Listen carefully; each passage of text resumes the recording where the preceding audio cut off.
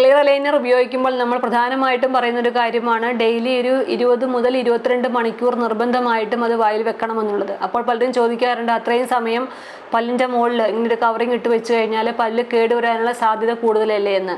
പക്ഷേ സാധ്യത നമ്മളുടെ സാധാരണ മെറ്റൽ ബ്രാക്കറ്റ്സ് ഉപയോഗിച്ചിട്ടുള്ള ട്രീറ്റ്മെൻറ്റിനേക്കാളും പല്ല് കേടുവരാനുള്ള സാധ്യത കുറവാണ്. കാരണം നമുക്ക് ഭക്ഷണം കഴിക്കുമ്പോൾ നമുക്ക് തീർച്ചയായിട്ടും ക്ലിയർ അലൈനർ ഊരി വെച്ചതിന് ശേഷം നമുക്ക് ഭക്ഷണം കഴിക്കാം. അപ്പോൾ ഭക്ഷണം കഴിച്ചതിന് ശേഷം നമ്മൾ വൃത്തിയായിട്ട് നമുക്ക് സാധിക്കുമെങ്കിൽ ബ്രഷ് ചെയ്യുക, അല്ലെങ്കിൽ തന്നെ വാ വൃത്തിയായിട്ട് കുലിക്കുഴിഞ്ഞ് കഴിയുന്നതിന് ശേഷം ക്ലിയർ അലൈനർ വെച്ച് കഴിഞ്ഞാൽ അതിൽ ഭക്ഷണത്തിൻ്റെ അവശിഷ്ടങ്ങളൊന്നും തന്നെ പല്ലിലില്ല എന്നുള്ളത് കൊണ്ട് അതിൽ കേടുവരാനുള്ള സാധ്യതയില്ല.